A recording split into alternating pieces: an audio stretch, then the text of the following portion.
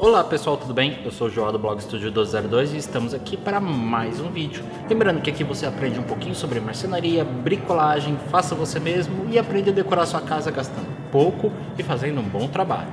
Bem, o vídeo de hoje é a continuação dos vídeos que antecedem a fabricação dos móveis da nossa sala. Então a gente está falando um pouquinho de técnicas que nós vamos utilizar.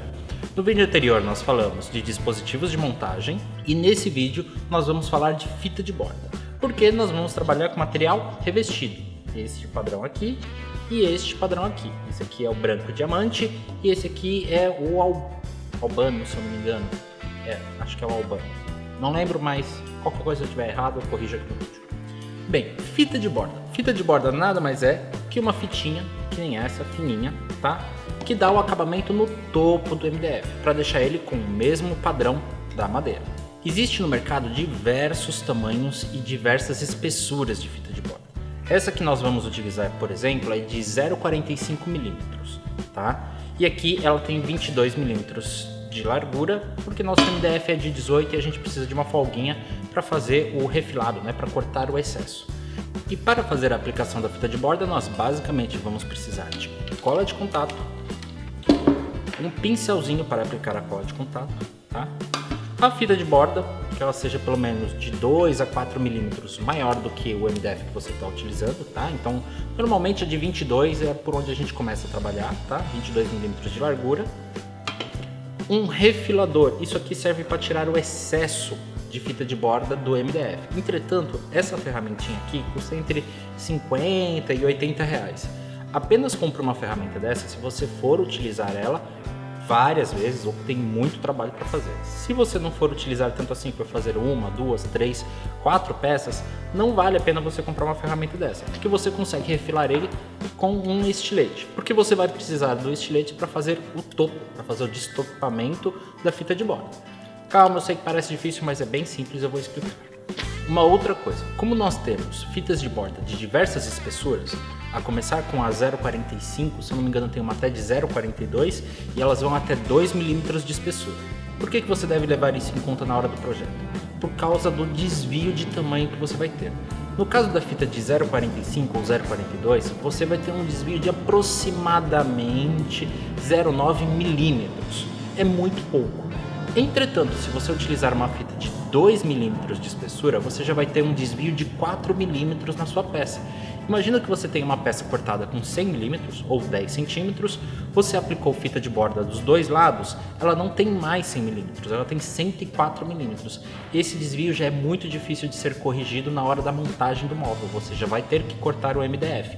Então, você tem que levar em conta a espessura da fita de borda na hora do seu projeto, tá bom? Isso não tem jeito, tem que levar em consideração. Algumas empresas que fazem o corte de madeira, você pode optar também por elas já aplicarem a fita de borda nas suas peças. E nesse caso, algumas empresas já têm no próprio software que faz o plano de corte a fita de borda. Aí ela faz o desconto da fita de borda de todas as chapas e te entrega a chapa nas medidas finais. Tá? Mas lembrando que isso varia muito de quem corta, e de empresa e de loja para loja, e não é em todos os lugares que você encontra esse tipo de serviço. Então, assim, é uma dica extra, você pode sim já comprar tudo cortado e já com fita de borda, tá? Ou você pode comprar e bordear em casa, que é bem simples. É um pouquinho de trabalho, mas é muito simples, tá bom? Então vamos lá, vamos fazer algumas peças. No caso eu vou fazer do branco, tá? Que eu tenho mais fita de borda sobrando e eu tenho esses taquinhos sobrando apenas para demonstração. Então, vamos lá. Então vamos começar separando a medida da fita de borda que nós precisaremos. Depois, nós vamos aplicar a cola de contato. Para isso eu vou forrar a base da minha bancada para não encher ela de cola. E vou também utilizar 2 pedacinhos de fita para fixar a fita de borda na bancada. Assim fica mais fácil de trabalhar. Na sequência, nós vamos passar uma mão de cola de contato na fita de borda e uma mão de cola de contato também na lateral do MDF. O ideal é você passar a cola rapidamente, assim você evita que a cola empelote, que fique alguns grunhos no meio da fita. Após ter passado a cola de contato, nós vamos aguardar a secagem por cerca de 10 a 15 minutos. e vamos aplicar uma segunda demão de cola de contato na borda do MDF e aguardaremos novamente de 10 a 15 minutos para secagem. Após ter feito isso, basta posicionar corretamente a fita de borda, lembrando que aqui não tem margem para manobra, você tem que ser o mais preciso possível e tomar cuidado para aplicar a fita de borda. E com um toquinho de MDF com a lateral lixada, nós vamos pressionar bem a fita de borda para retirar todas as bolhas e ter um bom contato da fita com o MDF, tendo assim uma colagem perfeita. Depois nós vamos destopar, ou seja, tirar a pontinha da fita de borda. Vamos utilizar um estilete com uma lâmina bem afiada e vamos destopar o mais rente possível do MDF. Cuidado para não cortar o MDF. Depois você pode utilizar o refilador. Para isso, basta posicionar ele, pressionar bem e passar ele em toda a extensão da fita de borda. É bem simples o uso, não tem segredo nenhum. Terminado isso, nós vamos limpar a peça com um solvente para cola de contato. Vamos limpar a peça direitinho, tirando todo o excesso de cola que tenha ficado.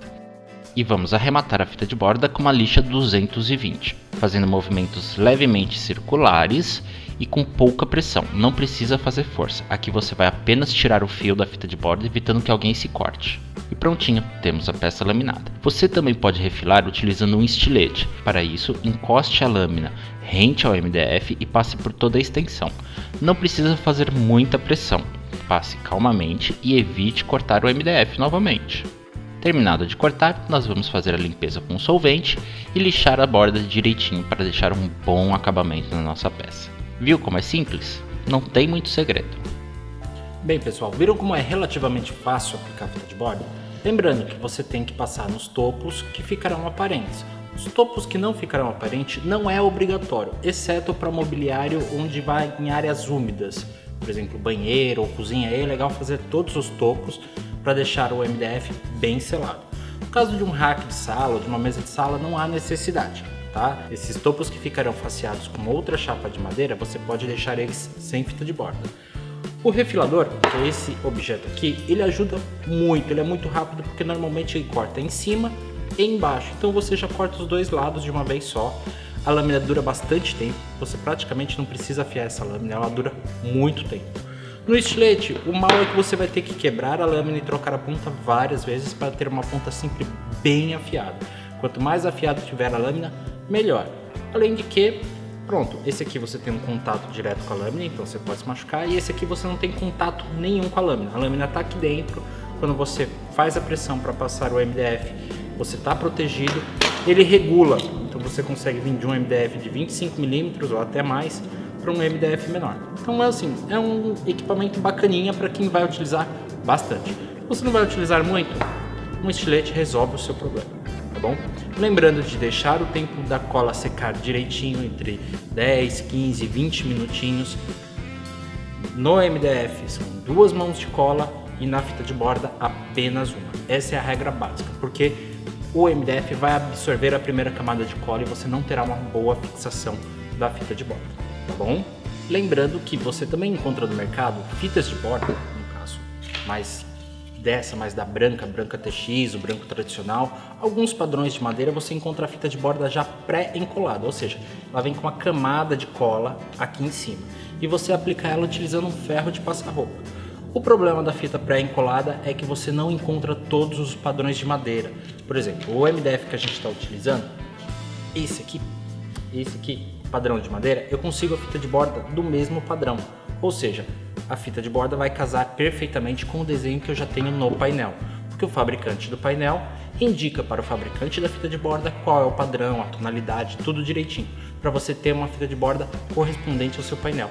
E na fita de borda pré-encolada nem sempre isso acontece, é mais difícil de encontrar. E ela é um pouquinho mais cara, então assim, você tem que pesar aí no custo-benefício se vale a pena, se o padrão que você está utilizando tem a fita de borda pré-encolada, tá? O branco TX você encontra bastante, os brancos especiais é mais difícil. Alguns padrões de madeira você também encontra, outros com certeza não. É super simples de trabalhar, olha, pecinha com uma fita de borda aplicada, bonitinha, prontinho. Se eu quisesse utilizar, pronto. Já poderia pegar o meu dispositivo que eu ensinei no vídeo anterior, fazer a furação e aí basta levar para casa e fazer a montagem final. Simples, rápido, sem dor de cabeça, sem muita sujeira, sem utilizar grandes ferramentas. bom? Para fita de borda você praticamente não utiliza ferramenta nenhuma, é um pincelzinho e um estilete ou um refilador. O estilete você vai precisar de qualquer jeito para tirar o topo, que é essa parte aqui de cima, tá? Mas o refilador ele é um opcional muito legal para quem vai trabalhar com esse tipo de material, tá bom, pessoal? Bem, o vídeo de hoje é praticamente isso. O próximo vídeo nós vamos falar de ferragens, então nós vamos falar de dobradiças de caneco e também de portas de correr, que são assim os dois tipos de porta mais comuns. As dobradiças de caneco eu já falei um pouco aqui no canal, vou me aprofundar um pouquinho mais nela e vou mostrar um pouquinho sobre portas de correr e esse tipo de ferragem como é instalado. Tá bom, pessoal? Espero que vocês tenham gostado. Não se esqueça, quer acompanhar essa série de vídeo e também os vídeos da transformação, fabricação do rack, da mesa, do canto alemão, tudo direitinho? Se inscreve aqui no canal, deixa aquele joinha bacana pra gente, porque isso ajuda muito a divulgar o vídeo. E é basicamente isso. Nos vemos no próximo vídeo e até mais!